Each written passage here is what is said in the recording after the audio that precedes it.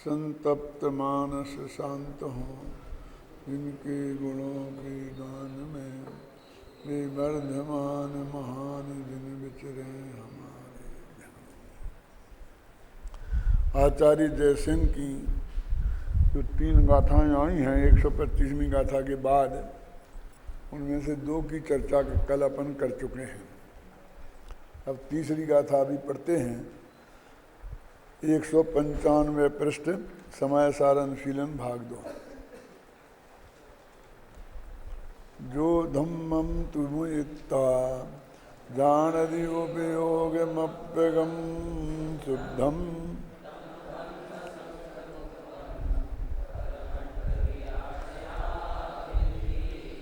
जो योगींद्र शुभोपयोग रूप धर्म परिणाम को, पुण्य को छोड़कर ज्ञान दर्शन स्वभावी आत्मा को शुभाशुभ संकल्प विकल्पों से रहित अनुभव करते हैं, उन्हें परमार्थ के जानने वाले सर्वज्ञ भगवान या ज्ञानी जन व्यवहार धर्मरूप पुण्य परिग्रह से रहित साधु कहते हैं।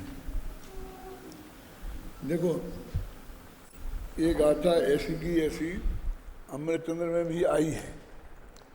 मुयत्ता और जनित्ता का अंतर है, लेकिन उसमें धर्म शब्द का अर्थ धर्म द्रव्य किया है और इसमें धर्म शब्द का अर्थ पुण्य किया है।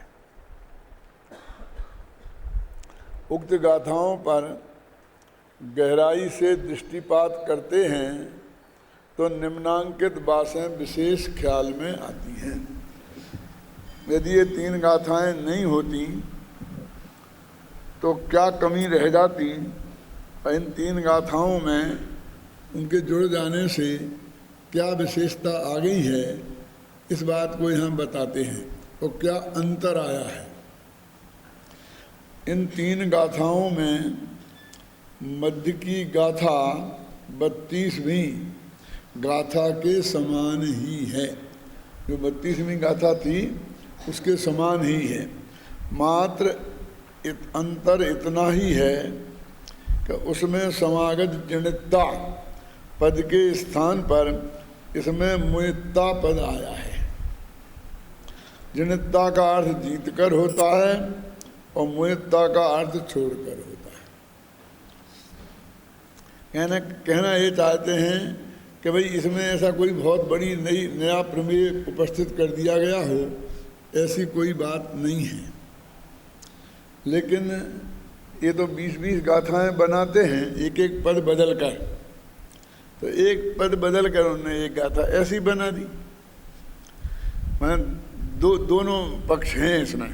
क्या कि एक तो कोई विशेष नई बात आई नहीं, और फिर अपन कहें कि ऐसा क्यों किया, फिर ज़रूरत नहीं थी। तो ये तो 20-20 गाथाएं बनाने के लिए बोलते हैं। तो उन्होंने जनित्ता की जगह मुयत्ता लिखकर एक गाथा नहीं बना दी। उसमें क्या है? यद्यपि परमठ व्यायना बिनती पद तीनों गाथाओं में एक सा है, तथापि तात्पर्य वृत्ति में प्रथम गाथा में उसका अर्थ गंधर देव किया है, दूसरी गाथा में तीर्थंकर देव किया है और तीसरी गाथा में प्रत्यक्ष ज्ञानी अर्थ किया है। यदि उनके चित्त में ये बात थी तो चौथे ब्रह्मस्थान से लेकर सिद्ध भगवान तक सभी परमठ व्यायना बिनती परमार्थ के जानकार इस अर्थ में था, तो एक गाथा की टीका में भी ये लिख सकते थे कि ज्ञानी से लेकर सिद्ध भगवान तक ये सभी परमार्थ के जानने वाले हैं। साथ में बिनती लगा हुआ है, माने कहते हैं। तो कहते हैं यदि उन्हें ऐसा कहना था तो फिर अरहंत तक ले जाते सिद्ध भगवान, चूंकि कहते नहीं हैं तो अरहंत तक भी ले जा सकते थे, है ना। लेकिन उन्होंने 3 गाथाओं में 3 अलग अलग अर्थ किए, जैसा कि अमृतचंद्र ने नहीं किया उनने बस परमार्थ को जानने वाले, बस अब अपने आप लगाते रहो कि परमार्थ के जानने वाले कौन हैं। वास्तव में जिन जिन को उपदेश देने का जनवाणी की आज्ञा के अनुसार अधिकार है वे सभी, क्योंकि जो परमार्थ को नहीं जानते हैं उन्हें तो जनवाणी का प्रवक्ता ही नहीं बनना चाहिए। क्या? क्योंकि सम्यक दृष्टि ज्ञानी से लेकर सर्वज्ञ परमात्मा तक सभी लोग परमार्थ के ज्ञाता हैं। अतः मैंने इसका अर्थ तीर्थंकर देव या ज्ञानी जन किया है। तो हमने ऐसा लिख दिया कि तीर्थंकर देव या ज्ञानी जन। अब आप कहोगे फिर वहाँ से वहाँ तक क्यों नहीं लिखा? क्योंकि बोलते दो ही हैं, या तो ज्ञानी जन मतलब चौथे गुणस्थान में, पांचवें गुणस्थान में और छठवें गुणस्थान में। फिर आज के तो बोलते ही नहीं ना, और फिर बाद में केवली का दिव्य ध्वनि खिड़ती है। इसलिए ज्ञानी जन और अरहंत देव एक अर्थ। दूसरा अर्थ ये है कि ज्ञानी जन क्षयोपम ज्ञानी ज्ञानी और छाय ज्ञानी ज्ञानी, दो ही तो भेद हैं। कि यदि तीर्थंकर को छोड़ दें, वो सिद्धों को हटाने के लिए तीर्थंकर देव, ख्याल में है ना। और यहाँ 7वें गुणस्थान से लेकर 12वें गुणस्थान देव वाले जीव क्योंकि हमें उपदेश देते नहीं हैं, इसलिए उनको तीर्थंकर अथवा ज्ञानी ऐसा अर्थ किया है। प्रत्यक्ष ज्ञानी का मतलब ये है कि आत्मानुभवी है ना। माने वैसे आगम के माध्यम से, अनुमान के माध्यम से तो और भी लोग जानते हैं, ख्याल में ना। तो फिर उनको प्रवचन नहीं करना चाहिए कि उन्हें नहीं कहना चाहिए, तो ऐसा कुछ नहीं है। इसलिए क्योंकि उनकी जिम्मेवारी इतनी है कि वे अपनी बात को आगम के अनुसार, जो पुराने प्रत्यक्ष ज्ञानी से लेकर तीर्थंकर तक हैं, उनके अनुसार उनकी वाणी हो, इस बात का वे ध्यान रखें, तो वो उस बात को कहने के अधिकारी हैं। जहाँ तक मैं समझता हूँ वाली बात वास्तव में जैन धर्म में नहीं है। जो भी विद्वान ये बोलते हैं कि जहाँ तक मैं समझता हूँ, वो दो बातें करते हैं। एक तो मैं पूरी तरह नहीं समझता हूँ ऐसा वे खुद जान रहे हैं और फिर भी वो बात कह रहे हैं, और दूसरी ये है कि वे अपनी समझ की बात कह रहे हैं, सर्वज्ञ की वाणी से उन्हें कुछ लेना देना नहीं है। जबकि जिनेन्द्र भगवान की वाणी को यदि हम प्रतिपादन करने वाले प्रवक्ता हैं, तो जहाँ तक मैं समझता हूँ वाली बात की ज़रूरत नहीं है। यदि आपको शक है तो आप कहिए ही मत। क्या शक है तो कहिए ही मत। तो ऐसा तो आचार्य दर्शन ने किया है, लेकिन ऐसा नहीं किया। उनने ऐसा किया है कि आचार्य अमृतचंद ने ऐसा अर्थ किया है, और एक ऐसा अर्थ भी हो सकता है। मैं नहीं जानता, जहाँ तक मैं समझता हूँ ऐसी ऐसी अज्ञान वाली बात नहीं की। वे क्या समझते हैं कि ऐसी कहकर हमने अपने अज्ञान को स्वीकार किया, और इस आजकल इस बात की बड़ी गौरव माना जाता है। क्या कैसा? उन्होंने तो साफ साफ कह दिया। क्या? लेकिन ये कोई गौरव की बात तो है नहीं। आपको है ना, यदि आप नहीं समझते हैं तो आप जनवाणी के अनुसार बोलिए, यदि आप समझते हैं तो उसके हिसाब से बोलिए। मानो ये बात अच्छी नहीं है। पहले के ज़माने में जब कोई ग्रंथ लिखता था तो शुरू में ऐसा लिखता था कि मुझे छंदादिक का ज्ञान नहीं है, मुझे भाषा का विज्ञान नहीं है, मैं धर्म का भी विशेषज्ञ नहीं हूँ, फिर भी मैं ये बात लिख रहा हूँ, इसलिए अब आप लोग ध्यान से सुनिए। फिर धीरे धीरे पद्धति बदल गई और वो पद्धति आ गई कि नहीं, मैं सब समझता हूँ और मेरे समझ का आधार ये है। ख्याल में है ना। जैसे कि कई जगह आपको मिलेगा ऐसा कि भी मैं छंदादिक का ज्ञान नहीं है, ऐसा नहीं है, ऐसा नहीं है, फिर भी मैं आपको ये कहता हूँ, लिखता हूँ, छंदों में लिखता हूँ। छंद का ज्ञान नहीं है, छंदों में लिखता हूँ। तो मतलब हम सब बेवकूफ़ हैं, तुम्हारी बात क्यों पढ़ें? जब तुम ही छंद को नहीं समझते हो हैं, तो हम क्या करें। तो जैसे टोडामल जी ने जब मोक्ष मार्ग प्रकाशक लिखा, आज की बात नहीं कह रहा हूँ, तब उन्होंने क्लियर लिखा कि मेरे ज्ञान का आधार ये है कि मैंने किन किन शास्त्रों का अध्ययन किया है। वो मोक्ष मार्ग प्रकाशक के शुरू में उन्होंने बताया है कि इन इन शास्त्रों का और अनेक कथा ग्रंथों का और चरणान योग के अनेक शास्त्रों का मुझे ज्ञान है, और मैं उसके आधार पर अपनी ये बात लिखता। तो दो शैलियाँ अलग अलग हो गई ना। तो वो जो शैली थी पहली कि मुझे कुछ ज्ञान नहीं है, उसे तो बस अपनी लघुता दिखाने जैसी बात हो गई। वो उसको मानते नहीं है, मानते यही है कि मुझे ज्ञान है। वो तो सिर्फ औपचारिकता में ऐसा कहा जाता है कि भाई ऐसा है, ऐसा है, मैं तो कुछ समझता नहीं हूँ। ऐसा औपचारिकता की बात उन्होंने कर दी, यानी वो अपने बात में इतना गंभीर नहीं औपचारिकता निभा रहे हैं। लेकिन टोडामल जी नहीं कहते कि ऐसा नहीं है कि मैं वैसे ही लिखने के लिए बैठ गया हूँ, और तर्क वितर्क भी किया कि तुम इतने ज़्यादा बुद्धिमान नहीं हो, तुम ऐसा कह रहे हो तो फिर क्यों लिख रहे। तो उन्होंने कहा कि भाई क्या करें, बहुत बड़े बड़े आचार्यों के ग्रंथ हैं, उनको हर एक आदमी पढ़ नहीं सकते हैं, संस्कृत प्राकृत भाषा जानते नहीं हैं, तो उनके लिए मैं देश भाषा में ये बात लिखता हूँ। हमारे आचार्यों ने भी इसकी चर्चा की, तो वहाँ उन्होंने लिखा केचित गंभीरा हैं, केचित विस्तृता। कुछ लोग ग्रंथ तो बहुत गंभीर हैं और बहुत विस्तार वाले हैं, लेकिन अल्प बुद्धि वाले जीवों को वो गंभीर ग्रंथ समझ में नहीं आते हैं, और बहुत विस्तार वाले ग्रंथों को पढ़ने के लिए लोगों को फुर्सत नहीं है।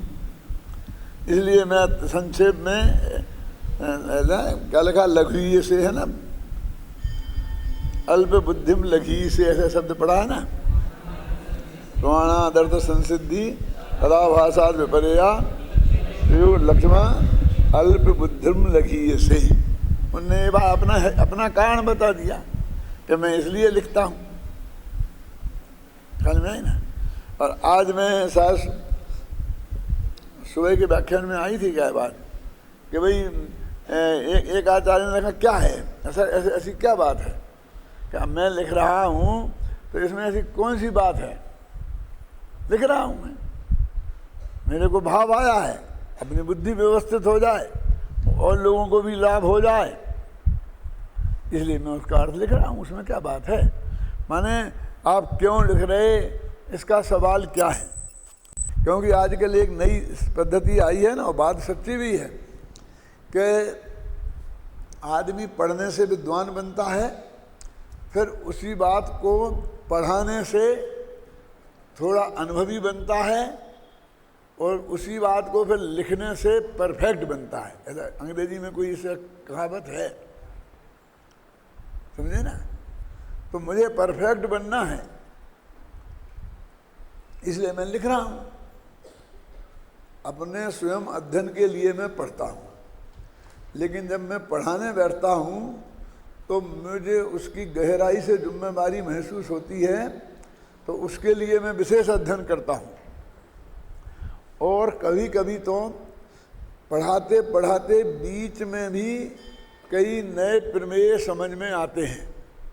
ये पढ़ाने वाले अनुभव करते होंगे क्या, इसलिए मैं पढ़ा रहा हूँ। कोई तो कह सकता भाई मैं अपने आजीविका के लिए पढ़ा रहा हूँ, मेरी ड्यूटी है इसलिए पढ़ा रहा हूँ।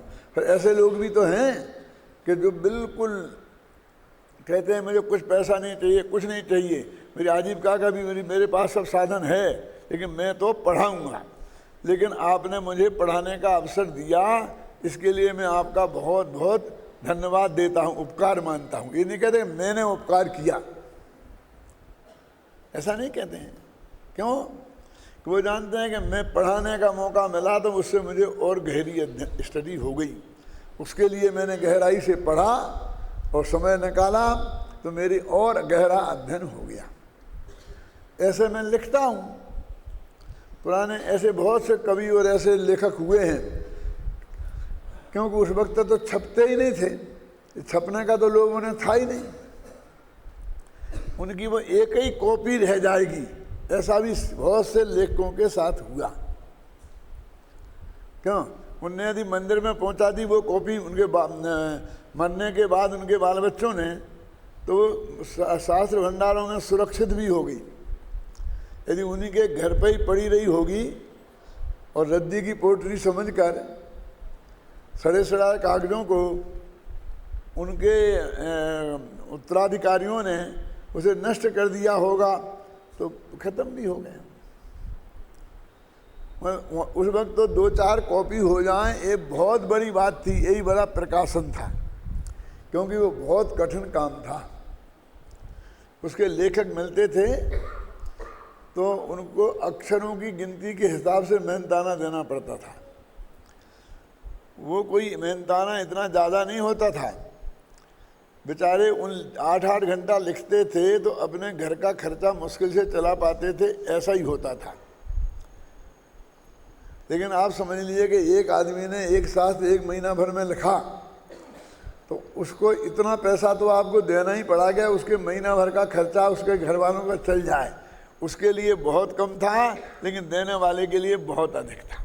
एक प्रति प्राप्त करने के लिए, क्यों, एक परिवार का महीने भर का बोझा अपने माथे पे उठाना। अब मैं पैसों में नहीं कहता हूँ, क्योंकि पैसों की कीमत बदलती रहती है। तो वो कौन आदमी, कौन लिखवाए उसको? उस साधारण लेखक की बात को कौन लिखवाए? तो उसने क्यों लिखी? अपनी रुचि से लिखी। और आज तो कहते हैं वो छपास का बीमारी होती है कि मैं एक अक्षर लिखूं तो वो पहले छपने का इंतजाम होना चाहिए। जो संपन्न लोग होते हैं वे तो खुद का पैसा दे करके छपा लेते हैं और छपा के अपने घर में रख लेते हैं, 10-5 लोगों को भेंट में दे देते हैं। जितनी भी छपाते हैं वो भेंट में ही दे करके किसी तरह पूरी करते हैं, जो घर में पड़ी रहती है लोग रद्दी में बेच देते हैं उनके बाल बच्चे। लेकिन जो संपन्न नहीं हैं वे क्या करें? तो अपने मैंने एक दफ़ा कोई बताया था कि छपास की बीमारी के पहले फाड़ू रोग होना चाहिए। सुना? सब विद्यार्थी जानते हैं? जो नहीं जानते वो हाथ उठाएं तो मैं दोबारा सुनाऊं, नहीं तो आगे बढ़ जाऊं। एक फाड़ू रोग होता है। ये फाड़ू रोग क्या है? जो जिनने सुना है उनसे हाथ नहीं उठवा रहा हूँ, जिनने नहीं सुना है उनसे उठवा रहा हूँ। मुझे मालूम पड़ेगा कितने लोगों को मुझे ये बात बतानी है। कम से कम ये बात जो मैं कह रहा हूँ वो इन लोगों की समझ में आई, इतना तो पता। एक आदमी बहुत विद्वान बड़ी संस्था में पढ़ने के लिए गया था, समझ लो टोडामल स्मारक में ही पढ़ने के लिए आया था। पुराने ज़माने में कहावत तो ही चलती थी, बनारस से पढ़ के आया था। और वो रात भर लिखता था, 1 बजे तक 2 बजे तक, और फिर सो जाता था, और फिर सुबह उठकर फ्रेश माइंड में उसे पढ़ता था और उसे फाड़ के फेंक देता था। फिर रोज़ाना शाम से लिखने बैठता था 8-9 बजे से, और रात के 2 बजे तक लिखता था, फिर सो जाता था और सुबह उठता था और उसे पढ़ता था फ्रेश माइंड में, फिर फाड़ के फेंक देता था। तो उसकी माँ बहुत परेशान हुई कि मेरा बेटा विद्वान बन के क्या आया, ये तो रात भर पढ़ता है, लिखता है, और जो रात इतनी मेहनत के बाद जो लिखता है सुबह फाड़ के फेंक देता है। तो वैद्य के पास गई कि मेरे बेटा को फाड़ू नाम का रोग हो गया है। समझ में आई ना? अब फाड़ू रोग का मतलब समझे ना, कि जो लिखता है उसे फाड़ के फेंक देता है। फाड़ू नाम का रोग हो गया है। तो वैद्य को बताया कि भैया कैसे तूने? उसने बताया कि ऐसी ऐसी हालत है। तो उसने कहा ऐसा करो कि सुबह भैंस के दूध में बासी पुड़ी, भैंस के ठंडे दूध में बासी पुड़ी मीड़ कर सुबह नाश्ते में दिया करे, ये फाड़ू रोग ठीक हो जाएगा। समझ में आया क्या? भैंस का दूध वैसे ही आलस करने वाला होता है, फिर ठंडा हो तो कहना ही क्या है, और पुड़ी वैसे ही नुकसान करती है, फिर बासी और ठंडी हो तो इतना आलसी हो जाएगा कि एक तो रात को इतनी देर तक लिख नहीं पाएगा, नींद आएगी, और फिर सुबह इतना फ्रेश माइंड नहीं होगा कि अपना ही लिखा उसे बिल्कुल बेकार लगे। वो तीक्ष्ण बुद्धि होती ना, तो उसको लगता है इसमें अरे ये तो कुछ दम नहीं है, इसमें क्या है। ये कहावत किसी वैद्य ने निकाली होगी ये बताने के लिए कि बासी पुड़ी भैंस के दूध के दही के साथ खाना बहुत नुकसानदायक है, बुद्धि को स्थूल करने वाला है। ये बताने के लिए उसने एक कहानी व्यंग में लिखी होगी। मैं तो तुमसे ये कह रहा हूं कि पहले कुछ दिनों फाड़ू रोग होना बहुत जरूरी है, फिर छपास नाम का रोग बाद में पैदा हो। क्या अब आप जो लिखें उसे बार बार पढ़ें, और पढ़कर आपको संतोष होता है कि नहीं पहले तो ये देखें। यदि आपको संतोष नहीं होता है तो उसे फाड़ दें। देखो इस प्रक्रिया से गुजरे बिना इसमें जो आलसी होंगे वो लेखक नहीं बन सकते, उन्हें लेखक नहीं बनना चाहिए। अपनी लिखी किताब को भी जिन्हें एक दफे भी पढ़ने की फुर्सत नहीं है। क्या हम तो यदि किसी को एक पत्र भी लिखाएं तो उससे कहते हैं कि लिख के लाओ टाइप करके, फिर हम उसे फिर पढ़ते हैं, और जब तक 2 दफे नहीं पढ़कर फिर करेक्शन में देते हैं, फिर दोबारा देखते हैं। जब तक 2 दफे नहीं देख लें तब तक वो पत्र भी हमारी दृष्टि में शुद्ध नहीं होता। पत्र के प्रति भी इतने सीरियस हैं, और आप जनवाणी लिखने जा रहे हैं।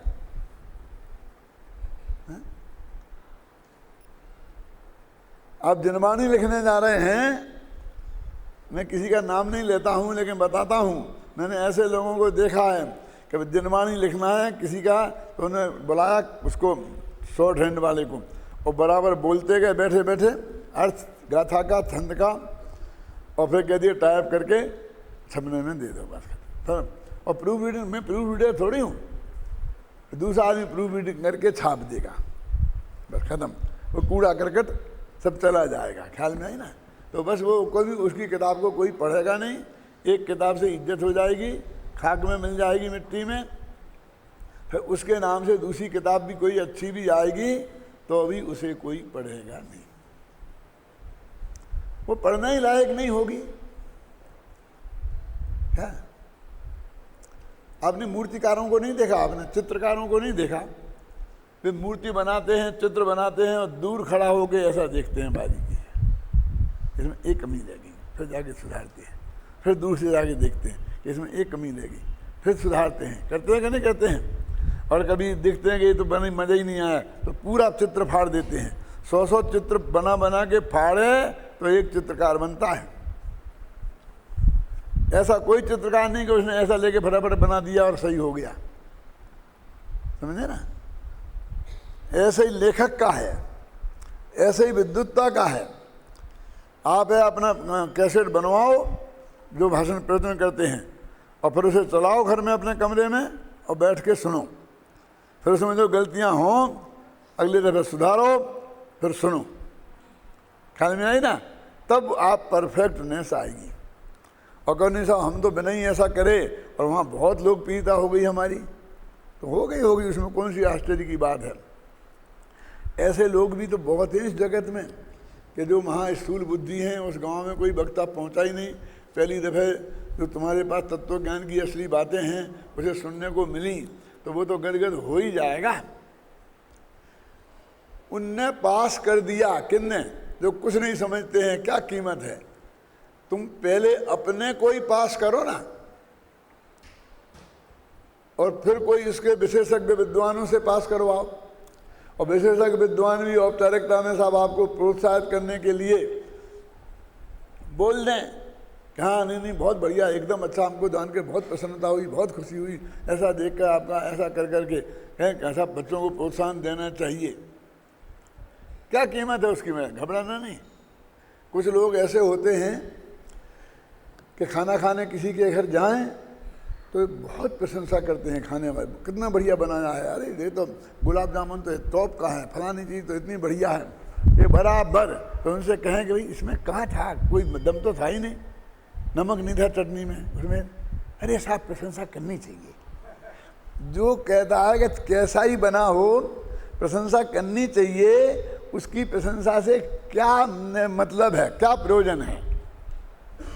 क्यों? ये तो मक्खन लगाने की आदत है, वो विद्यार्थियों का, वो रसोई बनाने वाली का कल्याण नहीं करने वाले हैं, वे बेवकूफ़ बनाने वाले हैं, बस खत्म, कि जिनकी उनकी सेवा पूजा जरा अच्छी तरह से हो गए। यदि वास्तविक उसमें सुधार करना चाहते हैं तो सोच कर उसकी गलती बताएं। क्या पंडित कैलाश चंद जी बुलंदशहर वाले थे ना, तो उन्होंने अपने जीवन में जो भी ये किताबें निकाली थी, खेमचंद भाई के बोलों को छाप छाप कर 1000 पेज की किताब उनने तैयार की और उन्होंने वो छपा दी। छपाने के बाद अनेक विद्वानों को वो कॉपियाँ भेजी और मुझे भी भेजी कि साहब इसे आप ठीक कर दो, ऐसे ना चली जाए। मैंने उसकी एक एक पेज पढ़ा और एक एक पेज पे साइन किया और जो गलतियां थी उसमें ठीक की, और बाकी उनने मुझे रिपोर्ट में बताया बाद में, मेरे से तो नहीं कहा, एक सभा में कहा था कि मैंने उन विद्वानों के पास भेजा, उनने ऐसे पलटी के नहीं पलटी मुझे पता नहीं है, लिख दिया कि नहीं नहीं पंडित जी तो बहुत विद्वान है, उन्होंने क्यों लिखा बढ़िया ही से बढ़िया होगा और ऐसा होगा ऐसा होगा, सब ने भेज दी, लेकिन किताब किसी ने खोल के नहीं देखी। लेकिन डॉक्टर भारल ने के एक एक पेज में एक एक दो दो गलतियाँ निकाली उन्होंने, और उन पर पूरे उन पेजों पर उनके साइन हैं, और वो कितनी मेरे पास आई, उससे मैंने करेक्शन करवा के छपाई। आप समझे ना? तो ऐसी प्रशंसा करने वाले देखे ही नहीं। अपन से किसी किताब की सम्मति मांगते हैं तो अपन कहते कैसे लिख दें, अभी 400 पेज पढ़ने की मुझे कहाँ फुर्सत है, और लोग बराबर दूसरे दिन फटाफट बना के सम्मति बढ़िया से बढ़िया भेज देते हैं। उसमें क्या लिखा, कहाँ लिखा, कुछ मतलब नहीं होने, वो तो बस पद्धति है भेजने की, बढ़िया बहुत अच्छा किया है। उसमें बस वो बेशब्द होंगे रटे रटाए, कहाँ किस पेज पे कौन सी बात बढ़िया है, ऐसी करो ना एक आध उल्लेख, क्या बात बढ़िया लगी, क्या बात में आपको थोड़ी कमी लगी, सच्चे दिल से उसकी समीक्षा से पढ़ो, और नहीं पढ़ दो तो लिख दो मैंने पढ़ी तो नहीं है लेकिन बस ऐसे लिख दो, क्लियर खत्म। क्यों? तो ये जो फाड़ू रोग होगा तो तुम लेखक बनोगे, और असली विद्वान तब बनोगे जब वो मैंने बताया ना कि सुन सुन के बार बार अपने भाषण शैली को सुधारोगे तब। और ये नकली प्रशंसकों से बहुत दूर रहना, जिनकी एक भाषा बनी बनाई है, कोई अच्छा बोले बुरा बोले अच्छा बोले तो भी उसे वही शब्दावली अपने मुँह से दोहरा देनी है, उसकी कोई कीमत नहीं है। देखो अब ये अपन यहाँ पढ़ रहे थे ना, पेज नंबर 195, क्योंकि सम्यक दृष्टि ज्ञानी से लेकर सर्वज्ञ परमात्मा तक सभी लोग परमार्थ के ज्ञाता हैं, अतः मैंने इसका अर्थ तीर्थंकर देव या ज्ञानी जन किया है। तीसरी गाथा 37वीं गाथा से मिलती जुलती है, तथापि 37वीं गाथा में धम्म पद का प्रयोग धर्म द्रव्य के अर्थ में है, और यहाँ पुण्य भाव के अर्थ में धर्म शब्द के पद का प्रयोग है। ये जो 4 चीज़ें निकाल के 3 चीज़ें मैंने इसमें रख दी हैं, तो आप शायद नहीं निकाल पाते, लोग उसी गंभीरता से देखते ही नहीं। यहाँ इनका अर्थ पढ़ते जाते, उसका अर्थ पुण्य करते जाते, उसका धर्म करते जाते, कहीं भी पुण्य कर देते कहीं भी धर्म कर देते। कौन किसने धर्म किया है किसने पुण्य किया है, इस प्रमाण के साथ और प्रस्तुत करना एक अलग बात है। आप समझे क्या स्टडी किसे कहते हैं? भाई ये क्या है, इसमें नया माल क्या, अजी है तो क्या है, हैं, और नहीं है तो क्या नहीं है, अंतर है तो क्या है। तो चौथा, प्रथम गाथा में शुद्ध पद का अर्थ द्रव्य कर्म भाव कर्म और नो कर्म से रहित किया है, और तीसरी गाथा में शुभाशुभ संकल्प विकल्पों से रहित किया है। अब एक ही शब्द है शुद्ध, और दोनों के दो जगह दो अर्थ किए हैं। हम विचारें इस पर, पहले तो हमारे ध्यान में आवे कि ऐसा हुआ है, फिर हम विचार करें, समझ में आए न आए ये अलग बात है। आ जाए तो ठीक है, नहीं आए तो हम और ज्ञानी से पूछें, ख्याल में आए ना। एक दफे निर्णय तो करें उसके बारे में कि भाई सहजी भाव से ऐसा हो गया है कि कोई विशिष्ट अर्थ में वो कहना चाहते हैं, हम उसकी खोज तो हमें करना चाहिए ना। इसका कारण यह प्रतीत होता है, अभी लिखा कि दो जगह उन्होंने अलग अलग किया, अब हम सोच रहे तो उसका अर्थ अंतर हमें इसलिए मालूम पड़ता कि इन्होंने ऐसा क्यों किया। कि पहली गाथा में संग परिग्रह को छोड़ने, संग को छोड़ने की बात है, परिग्रह को छोड़ने की बात है, और तीसरी गाथा में पुण्य भाव को छोड़ने की बात है। समझेंगे ना, ये इतने में फर्क है। अब संग में बाह्य पदार्थ और रागादि विकार, 24 परिग्रह है ना, तो मिथ्या तो रागादि सब आ गए ना, सभी आ जाते हैं। तथा द्रव्य कर्म, भाव कर्म और नो कर्म में भी सभी बाह्य परिग्रह और रागादि भावरूप अंतरंग परिग्रह ये सभी आ जाते हैं।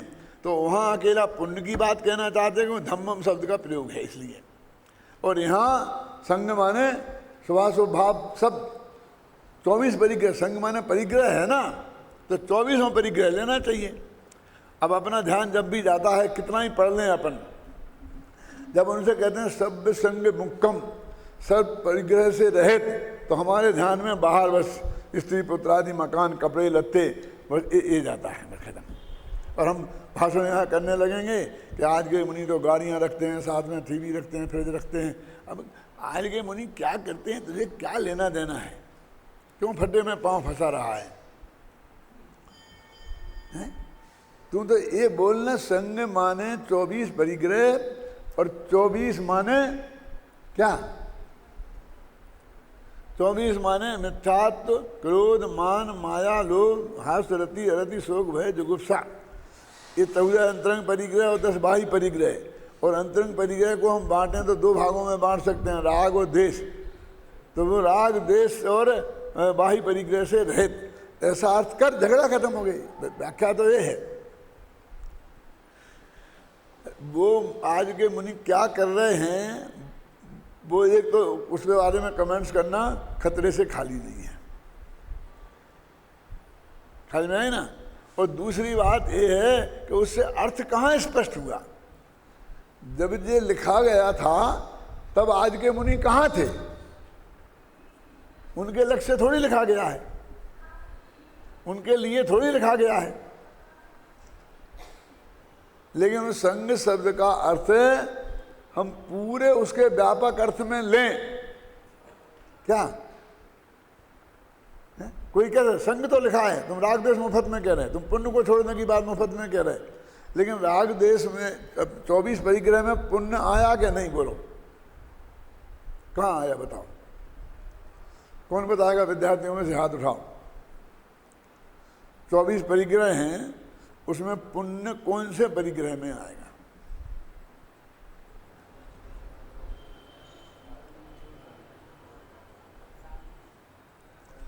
सोच लिया?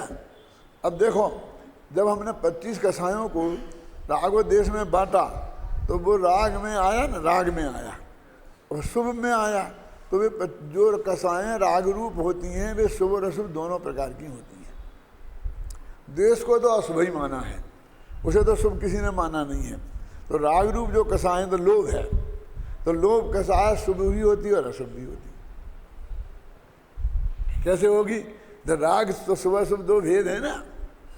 तो अपने विषय सामग्री जोड़ने की कसाय अशुभ होगी, और अपने विद्यार्थियों को पढ़ाना है तो उसके लिए व्यवस्था जुटाना, इसके लिए करना, जैसे ये विद्वान अच्छे बन जाएं या आगे जैन धर्म को भी आगे बढ़ाएंगे और अपना कल्याण भी करेंगे, तो इसको हम उसे शुभ लोभ कह देंगे।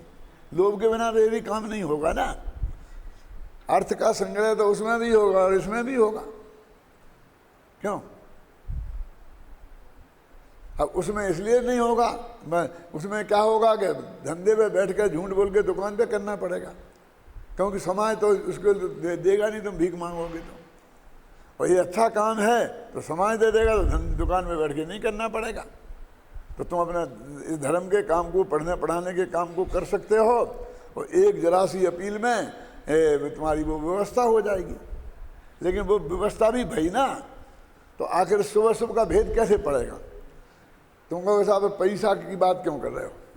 तो भाई शुभ भाव है और अशुभ भाव है, और शुभ और अशुभ क्रिया भी तो दो तरह की है ना। क्रिया में तो हमने ऐसे भेद किए ना, कैसे? शुभ क्रिया और अशुभ क्रिया, तो उसमें इसको हम शुभ क्रिया कह देंगे, समझ गए आप? यदि क्रिया से कोई पुण्य पाप बंध का संबंध नहीं है, भावों से ही है, लेकिन उसमें शुभ अशुभ का भेद तो कर ही सकते हैं ना। बाह्य परिग्रह की बात आएगी न जब, तो मेरे कहने का मतलब हमारी व्याख्या की तरीका क्या है, हम कैसे प्रवचन करते हैं, उससे आपको समझना है हमारा दिमाग कहाँ को जाता है। बहुत हल्का एक आध कमेंट्स कर देना लोगों का ध्यान आकर्षित करने के लिए अलग बात है, और उसके पीछे पड़ जाना और पूरे 1 घंटे तक उसकी धुनाई करना, इन दोनों में अलग बात है।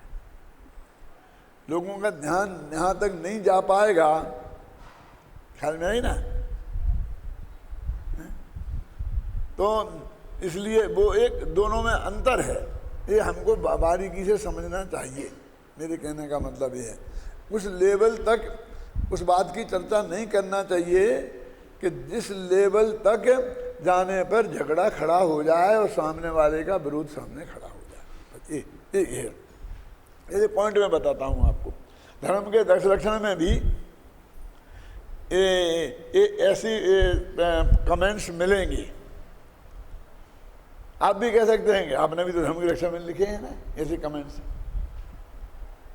कि आज तो ये परिस्थिति हो गई है एक आध वाक्य में, लेकिन 1,20,000 8 भाषाओं में 6 भाषाओं में छपकर सारे विश्व में पहुंच गई, और कैसेट, लेकिन एक आदमी का भी ये नहीं आया कि आपने ये बात इसमें क्यों लिखी। और बढ़िया से बढ़िया उसके सम्मतियाँ सैकड़ों लोगों की आई, जिसमें 10-20 की तो छपी हैं उसमें, और उसके बाद तो कितनों के आए कमेंट्स। माने उस लेवल तक उसे चुभ जाए, उस लेवल तक वो बात नहीं होगी, लेकिन उसका ज्ञान करा दे हैं। जैसे कि ये आया है कि बिन मांगे दे दूध बराबर, मांग के देवे पानी, और बिन वह लेना है खून बराबर, जामे खींचा तानी। तो ये बात कही, अभी किसी की क्या बात है? अभी तो एक कह रहे कि भैया तुम बिना मांगे दो तो तुम्हें असली पुण्यबंध होगा। किसी ने खेचा तानी करके दिया तो पुण्यबंध भी नहीं होगा और माल भी जाएगा। तो इस सत्य का ज्ञान कराया, लेकिन जो खेचा तानी जबरदस्ती करके कर लेते होंगे उन्हें तो चुभ सकती है ना, लेकिन उस लेवल तक वो बात नहीं गई कि जैसे वो चुभने की बात आ जाए कि वो किसी दूसरे को दिखा के देखो ये मेरी बुराई करी है, वो नहीं बता सकता। क्या? क्योंकि वो तर्क युक्ति के साथ एकदम उस सिर्फ प्रवृत्ति तक आलोचना है। वो प्रवृत्ति किसने की, कैसे की, उस तक ये बात नहीं है। मेरे कहने का मतलब समझेंगे ना? जैसे कि एक बात मैं कहा करता हूँ कि हमारे विद्यार्थी हैं अथवा कोई ये सारे मुमुक्षु भाई हैं, ये अपने जीवन में हम क्या करें, ये काम वो कहाँ रहें, ये जगह चुनने में स्वाधीन नहीं है। इसलिए ये कहाँ रह रहे और क्या कर रहे, इसके आधार पर इनके विचारों की पर कोई टिप्पणी नहीं की जा सकती। जहाँ आजीविका होगी, धंधा पानी चलता होगा, वो नौकरी मिलेगी। जैसे नौकरी पेशा वाले को जहाँ नौकरी मिलेगी वहाँ जाएगा, और धंधा पानी वाले को जहाँ धंधा चलेगा वहाँ जाएगा। यदि कोई बांध चल रहा और वहाँ बिक्री अच्छी होती तो बांध जंगल में जाके दुकान खोलेगा, क्यों है? ख्याल में आई ना? मानो हीरे का व्यापार मान लो बम्बई में ही होता है तो बम्बई में ही रहना पड़ेगा उसे। वो कि मैं देवलाली में रहूँगा तो ऐसा तो नहीं चल सकता ना। वो अपना जगह और अपना धंधा चुनने में आज़ाद नहीं है। ख्याल में है ना। लेकिन जिनने ब्रह्मचर्य व्रत ले लिया है और सिर्फ इसलिए लिया है कि आत्मा के कल्याण करने के लिए, क्योंकि यदि मैं शादी करूंगा तो दुनियादारी में फंस जाऊंगा, तो आत्मा का अध्ययन मनन चिंतन नहीं कर पाऊंगा। तो अब वे अपने स्थान चुनने में भी पूरी तरह आज़ाद हैं और काम चुनने में भी पूरी तरह आज़ाद हैं। उन्हें तो कोई बाध्यता नहीं है ना, क्योंकि उनके पास बाप दादों की संपत्ति में जो भी हिस्सा मिला है उससे इतनी व्यवस्था है कि वे अपनी आजीविका आराम से चला सकते हैं। आवश्यकताएं ज़्यादा नहीं रही, बाल बच्चे नहीं हैं तो क्यों। अब वे क्यों ऐसी जगह रखें कि जहाँ चिक चिक हो, जहाँ कोई धर्म लाभ की प्राप्ति नहीं होती हो, ऐसी जगह में क्यों रहें। बम्बई के उस नरक में जाके क्यों फंसें, उस एरिए में कि जहाँ चलना पैर चलना मुश्किल है और कोई तात्विक वातावरण नहीं है। किसी भी आप समझें उस एरिया में क्यों रहें। वो या तो ऐसी जगह रहें कि जहाँ उन्हें कुछ सीखने को मिले। यदि वो ये समझते हैं कि मैं तो बहुत अच्छा विद्वान हूँ, सिखाने की पोजीशन वाला हूँ, और कोई मेरे को ऐसा जगत में नहीं दिखता है कि जिसके पास मैं सीखूं जाकर, ऐसा भी तो कोई हो सकता है ना। जैसे गुरुदेव श्री थे, अभी किसके पास सीखने जाते। तो कम से कम ऐसी जगह बैठे कि जहां उसे 150-200 आदमी उससे सीखने वाले हों। क्यों। तो वो उन्हें पढ़ाएगा सिखाएगा तो उसका भी ज्ञान परिमार्जित होगा और ज्ञानदान भी होगा। अब जहां ना उसे लाभ देने वाला कोई है और ना उसका लाभ लेने वाला कोई है, ऐसी जगह बैठा है, तो वो जगह चुनने का जिम्मेवार वो पूरा है। वो ये नहीं कह सकता है कि मैं क्या करूं, मुझे तो इस नरक में रहना पड़ रहा है। अपनी रुचि से रह रहा है, उसको वही जगह पसंद है। ख्याल में आई ना। ऐसे ही वर्क में मान लो कि कोई मुनि भी जानता है तो मुनि भी करनी पड़ेगी, इंजीनियरिंग पास की तो इंजीनियरिंग करनी पड़ेगी, डॉक्टरी पढ़ी तो उसे डॉक्टरी करनी पड़ेगी। जो भी उसने योग्यता है जिस काम की नौकरी की, वो जहाँ नौकरी मिलेगी वहाँ जाना पड़ेगा। अब इसे तो नौकरी की वजह से तो जाना ही नहीं है, आजीविका की वजह से। तो ये काम वो क्यों चुने, क्यों। ये तो ऐसा सबसे बढ़िया सर्वश्रेष्ठ काम चुने, क्यों। जो उसे करना है जिंदगी में वो सर्वश्रेष्ठ काम चुने। तो सर्वश्रेष्ठ काम क्या है बोलो। आत्मज्ञान है ना। तो यदि आत्मज्ञान नहीं है तो पढ़ने का काम चुने, स्वाध्याय का काम चुने।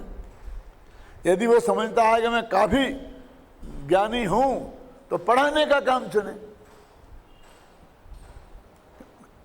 जैसे अपने दीपक भाई हैं तो अपना धंधा पानी छोड़कर 1 घंटा पढ़ाते हैं ना, कि मुझे कुछ नहीं चाहिए, पढ़ाते हैं, मुझे ये काम पसंद है। अपनी रुचि से चुनते कि नहीं चुनते हैं। तो उन्हें क्या, मेरा मतलब क्या काम चुनना और किस जगह पे रहना, ये उनकी रुचि का द्योतक है। हम ये नहीं कह सकते कि लड़का जैसलमेर में जाकर उस गांव में कहाँ रहा जहाँ मंदिर ही नहीं क्यों रहा, क्या करेंगे, गवर्नमेंट ने तबादला किया, वहाँ जाना पड़ेगा, नौकरी तो छोड़ नहीं सकता। लेकिन जिसने इसी काम के लिए किया है वो कैसे कह सकता है कि मैंने ये काम, जिसमें बहुत उल्टा सीधा काम करना पड़ता है, जिसमें घूस लेनी पड़ती है, घूस देनी पड़ती है, जिसमें जमीन खोदनी पड़ती है, हिंसा के काम करने पड़ते हैं, बिना घूस दिए कोई नक्शा पास नहीं होता है, तो ये बिल्डिंग का काम वो क्यों चुनेगा, वो कंस्ट्रक्शन का काम क्यों चुनेगा, वो मुकदमेबाजी का काम क्यों चुनेगा। बहुत आदमी नहीं है समाज में, समाज में लाखों वकील हैं, उन वकीलों को सौंप दो कि वे खुद करें, और खुद नहीं करें तो दूसरे अच्छे वकील से करवाएं। समाज में ऐसे वकील भी तो हैं जो कार्यकर्ता बनने को तैयार हैं, वही सारे काम करने के लिए जी जान लगाने को तैयार हैं। क्या कमी है उनकी। हम क्यों जाके अदालत में खड़े हों, हम क्यों जाकर के ज़मीन खुदवाएं और नक्शा पास कराने जाएं, और हमें क्यों झंझट में फंसें, जबकि हम इतना बढ़िया समय सार पढ़ा सकते हैं और समय सार पढ़ सकते हैं, समय सार लिख सकते हैं। क्यों।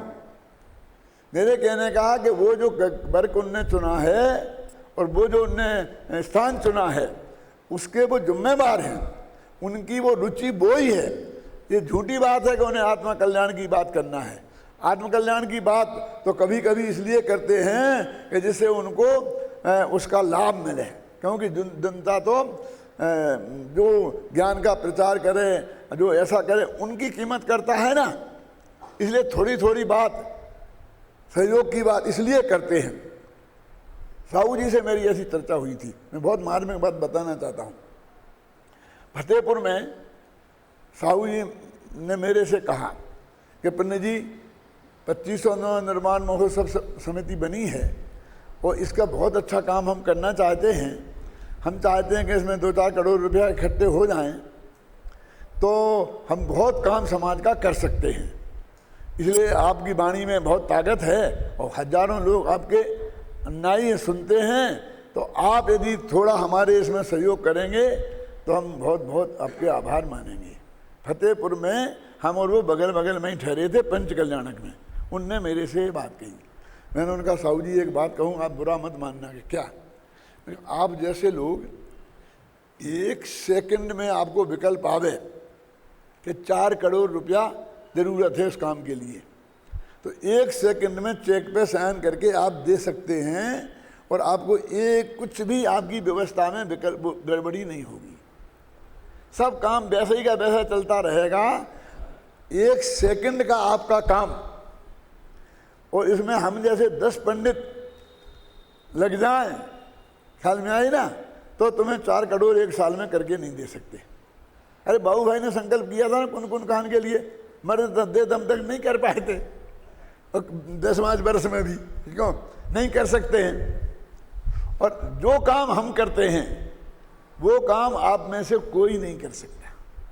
तो हमारा काम करने वाले बहुत रेयर लोग हैं और आपका काम करने वाले गली गली में बैठे हैं। आप भी दे सकते हैं और भी हजारों लोग समाज में ऐसे हैं कि वे भी दे सकते हैं। क्यों? तो ये जो काम कर सकते हैं उनको इसमें आप क्यों उलझाना चाहते हैं? हमें ये लिखने पढ़ने पढ़ाने का काम करने दीजिए ना, और पैसे का काम आप कीजिए। उन्होंने उसी वक्त कान पकड़े सब कि नहीं, आप बिल्कुल सही कहते हैं, मेरे से गलती हो गई, आप वही काम करिए, हम आपकी सारी व्यवस्था ये हम करेंगे आपको, है ना। मैंने उस काम को करने वाले कितने लोग हैं कि क्या चाहिए उसमें, बड़े सो पावे, बड़े सो पावे, बड़े सो पावे, और ये करेगा तो पुण्य मिलेगा, स्वर्ग चला जाएगा, वहाँ चला जाएगा। इसमें कौन सी अकल की ज़रूरत है चिल्ला चिल्ला के बोलने में? ये पंडित की शक्ति इसमें क्यों खर्च करते हैं हम? विद्वत्ता की शक्ति इसमें खर्च क्यों करते हैं?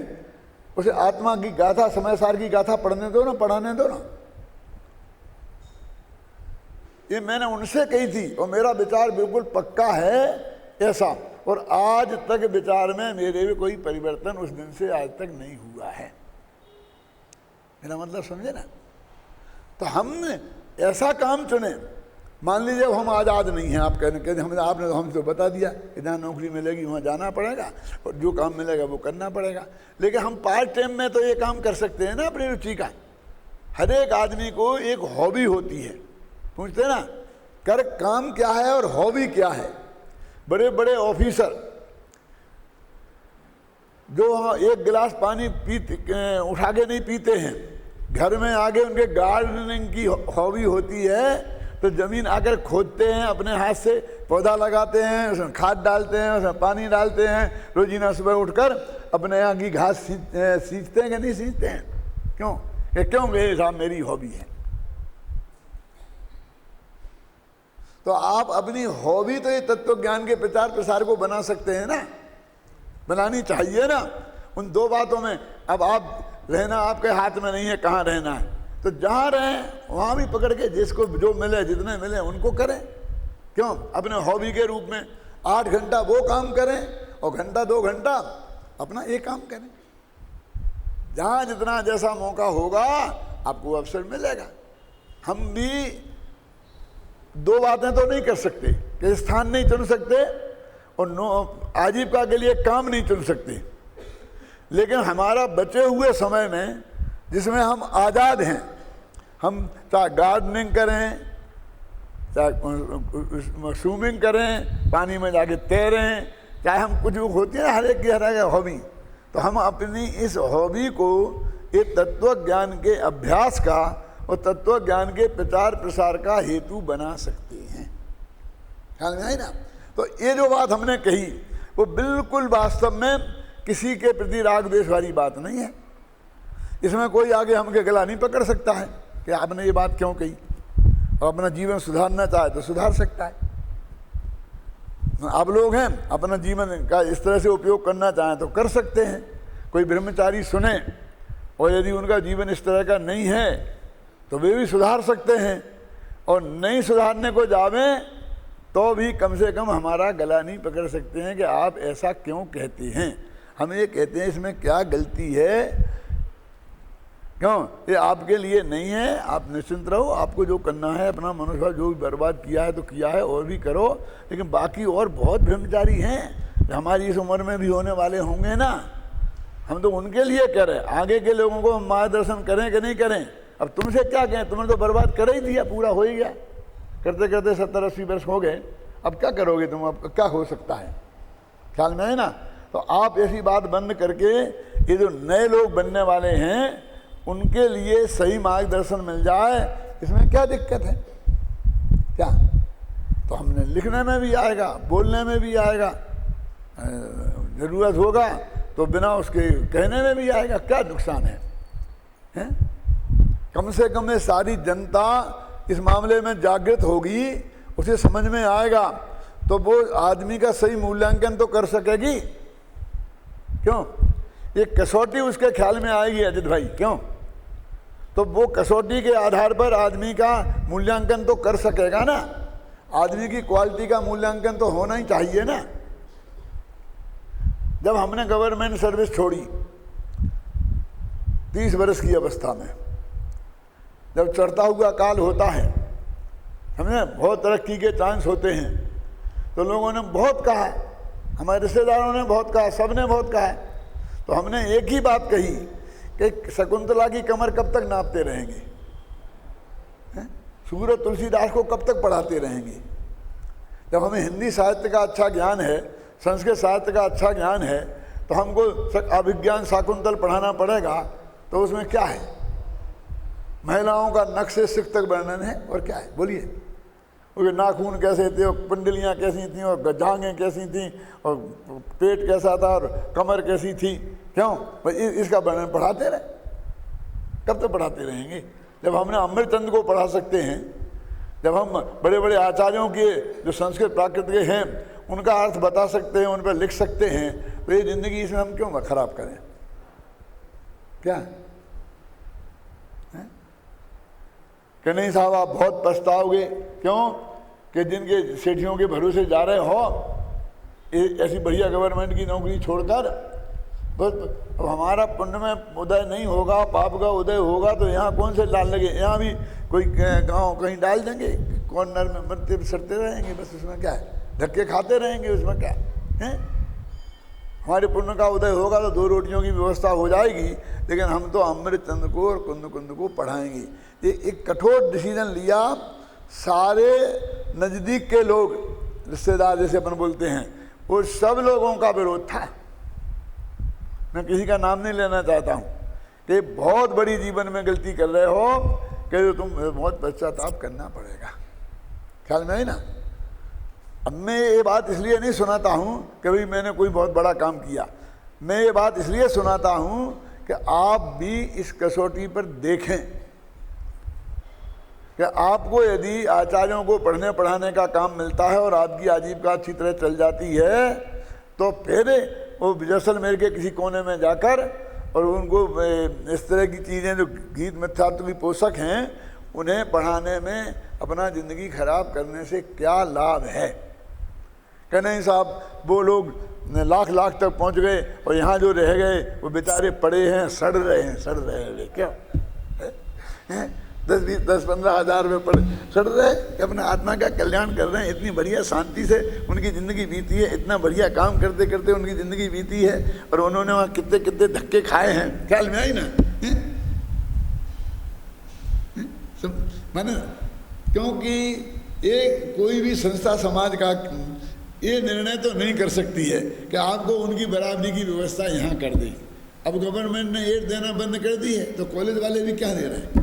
जो पहले इतना देते थे अब वे भी इसी लेवल पे आ गए ना, और इसी कीमत पर विद्वानों की व्यवस्था करने लग गए ना। क्यों? मेरे कहने का अर्थ है कि हम अपने जीवन का वर्क और रहने के स्थान का चुनाव यदि अपने आधार पर कर सकते हैं तो बहुत बढ़िया बात है, लेकिन सबके बस की ये बात नहीं है तो कोई चिंता की बात नहीं है, वो वही काम करें। लेकिन जो बाकी समय उनके हाथ में बचता है उसमें वो जहाँ जितने लोग उपलब्ध हों उनको तत्वज्ञान सिखाएं, अपना अभ्यास चालू रखें उस बाकी के समय में। ख्याल में आए ना, साल में पर्यूषण में है और कोई ऐसा अवसर आए तो अपना समय निकाल कर समाज के लिए देवें, तो ये समझो बहुत बड़ा काम कर रहे हैं, अच्छा काम कर रहे हैं, प्रशंसनीय काम कर रहे हैं। जिसकी जैसी क्षमता और योग्यता है उसके अनुसार उसे काम अवश्य करना चाहिए।